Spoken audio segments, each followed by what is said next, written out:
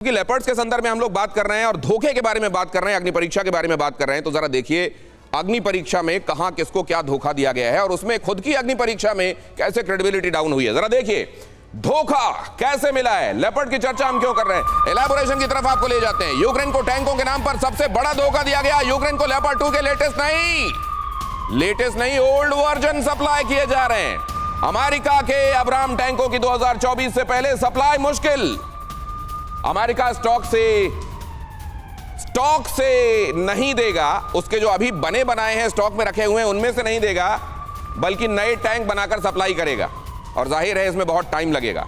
नए टैंक बनेंगे फिर वो सप्लाई होंगे।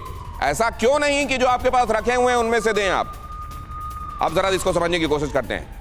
जर्मनी अमेरिका क्या धोखा दे रहे हैं या वाकई मजबूती के साथ खड़े हुए हैं? और अगर मजबूती के साथ खड़े हुए हैं यूक्रेन के साथ, तो ज़ेलेंस्की को इस समय स्थितियां डावाडोल क्यों लग रही हैं? ये तो धोखा बीचों बीच दिखाई दे रहा है। इसको समझने की हम कोशिश करेंगे। पहले देख लीजिए वो लेपर्ड और वो अब्राम जो इन दिनों बहुत चर्चा में है। ये है उनकी तस्वीरें, ये है लेपर्ड 2 और ये है अमेरिकन अब्राम टैंक। अब जरा देखिए ये धोखा क्यों कहा जा रहा है। टैंक देने को राजी होने की बात कही जा रही है, हम देंगे, क्योंकि बीच में बहुत किरकिरी हुई। जैसे उन्होंने कहा कि अभी हम टैंक देने के बारे में सोच रहे हैं, हमने अभी तक सोचा नहीं, अभी तक हमने फाइनल नहीं किया है। पूरी दुनिया में कहा जाने लगा कि अभी फाइनल नहीं किया है। यूक्रेन को आपने जंग में झोंक दिया और अभी आप कह रहे हैं कि आपने फाइनल नहीं किया। ये किरकिरी होते देखकर अपनी इज्जत बचाने के लिए क्या किया गया, कहा गया हम टैंक देंगे। टैंक देने के लिए इन प्रिंसिपल राजी हुए, लेकिन टैंक देंगे क्या वही टैंक देंगे जो चाहिए यूक्रेन को? अब जरा देखिए टैंक देने पर मोहर भी लग गई, यहां तक तो ठीक है। अब धोखे की तरफ आइए जरा। यूक्रेन को ओल्ड मॉडल दिए जाएंगे, वो मॉडल दिए जाएंगे जो कारगर साबित होंगे या नहीं ये आप खुद जानते हैं। अब जरा देखिए 2024 से पहले मिलने की उम्मीद नहीं है। अगर लेपर्ड की बात किया जाए तो वो पुराने वाले दिए जाने हैं।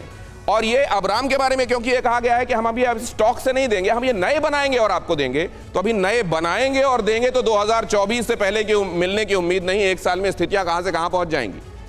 अब जरा देखिए अत्याधुनिक टैंक देने का जर्मनी में जमकर विरोध चल रहा है। जर्मनी में यह कहा जा रहा है कि आप लेटेस्ट जो वर्जन है लेपर्ड का वो नहीं देंगे, उसको लेकर जमकर विरोध चल रहा है। एक तरफ जमकर विरोध चल रहा है, दूसरा आप वहां देख रहे हैं कि सॉलिडेरिटी दिखाने के लिए वहां का डिस्पेंसेशन कोशिशें भी कर रहा है। उस कोशिश का नतीजा यह है कि देंगे, लेकिन वो नहीं देंगे जो चाहिए। मौजूदा स्टॉक से नहीं बल्कि नए टैंक बनाकर, अब्राम के संदर्भ में बात कर रहा हूं, नए टैंक बनाकर सप्लाई होगी। अब अगर ऐसा होगा तो कब तक चीजें मिलेंगी? जो चीजें मिलेंगी वो कारआमद होंगी भी कि नहीं होंगी? टैंक की बातें होती रहेंगी और यहां यह भी कहा जाएगा देखिए हमने तो कहा है हम देंगे, लेकिन उस देने में और उसके इफेक्टिव होने में कितना अंतर होगा वो आप समझते हैं। अब जरा देखिए यूक्रेन के साथ जर्मनी का धोखा। 27A अत्याधुनिक है, ये यूक्रेन को सप्लाई नहीं होगा। 2A6 ये नॉर्मल वर्जन है, ये भी यूक्रेन को सप्लाई नहीं होगा। 2A5 ये लेपर्ड के ही वर्जन में आपको बता रहा हूं, ये पुराना वर्जन है, ये यूक्रेन को दिया जाएगा। और इससे भी पुराना 2A4 है, वो भी यूक्रेन को दिया जाएगा। कहने के लिए ये लेपर्ड ही होंगे, लेकिन लेपर्ड में वो लेपर्ड होंगे जो कारआमद होंगे। सवाल ये है, और अब्राम आएगा 2024 में, तब तक क्या हो चुका होगा? अब जरा इसको समझने की कोशिश करते हैं। ये कितना वादा निभाया जा रहा है या कितना बड़ा धोखा है? मुकेश कौशिक जी। दिनेश, मुझे लगता है कि टैंकों की सप्लाई यूक्रेन को एक तरह से नाटो के लिए टेस्ट केस बन गई है, एकता का प्रतीक बन गई है। लेकिन सही बात तो यह है कि टैंक सिर्फ टैंक नहीं होता, एक पूरा सिस्टम है और उसको अगर कारगर उसको युद्ध के मैदान में होना है तो उनको अपने सैनिक भी कमिट करने पड़ेंगे। और अमेरिका कह रहा है कि ट्रेनिंग पहले यूक्रेन के सैनिकों को दी जाए, क्योंकि अगर वो टैंक चला नहीं पाएंगे तो फिर टैंकों का ग्रेवयार्ड वहां पर यूक्रेन में बन जाएगा और ये सबसे बड़ी बेइज्जती होगी।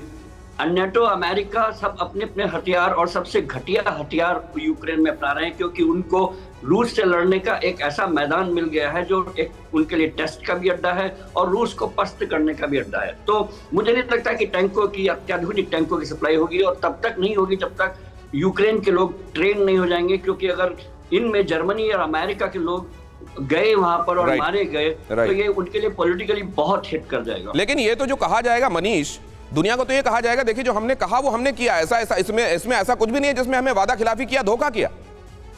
देखिए दिनेश, अभी आपने बहुत खूबसूरती के साथ टैंकों के पीछे की पॉलिटिक्स बताई है।